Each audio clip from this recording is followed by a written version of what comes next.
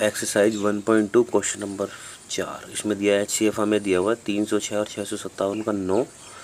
हमें LCM find करना है इन दोनों का। तो इन दोनों क्वेश्चनों को करने के लिए हमें इसमें एक फार्मूला लगाना पड़ेगा। फार्मूला क्या है? वो है दो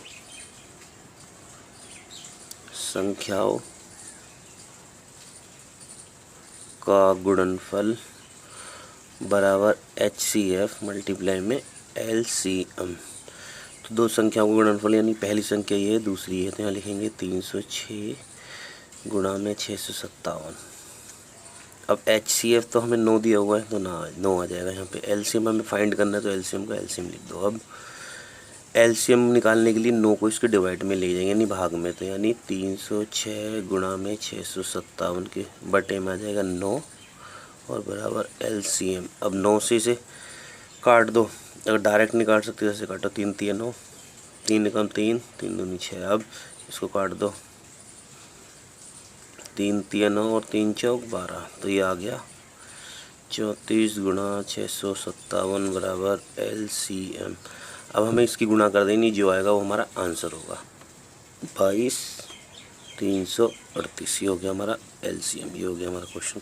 जांच कीजिए कि क्या किसी प्राकृतिक संख्या n के लिए संख्या n की 6 की घात n अंक पर समाप्त होगी। तो मतलब ये कह रहा है कि जो 6 की घात n है इसके अंक पर कोई संख्या समाप्त होगी।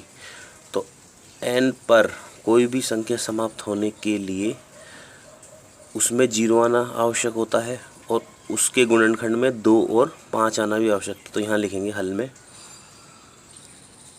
यूँ लिखो, हम जानते हैं कि यदि किसी संख्या के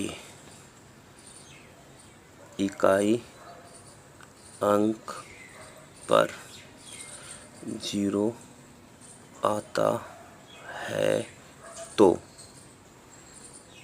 उसमें 2 गुणा 5 अभाज्य गुणनखंड के रूप में होना आवश्यक होता है। अगर कोई भी संख्या 0 पे समाप्त हो रही है तो उस पे इकाई अंक में 0 आना जरूरी है, और अगर 0 आएगा तो उसके गुणनखंड के रूप में 2 और 5 भी होना। पर यहाँ हमें क्वेश्चन दिया है 6 की घात n, अगर हम 6 के गुणनखंड करें तो 2 और 3 आएगा। तो इसमें 2 आ रहा है, 5 तो आ नहीं रहा, तो यहाँ लिख देंगे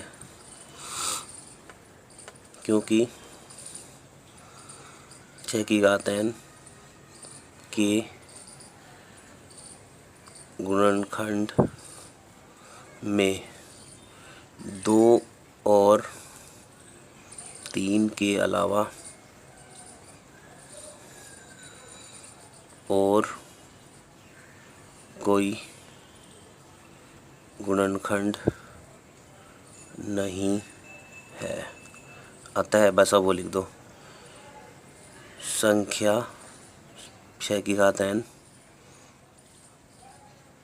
0 अंक पर समाप्त नहीं होगी। बस इसमें यही कॉन्सेप्ट लगाना था और इससे ही क्वेश्चन हो जाता। तो अब ये हमारे दोनों क्वेश्चन कंप्लीट हुआ। आगे क्वेश्चन हम अगली वीडियो में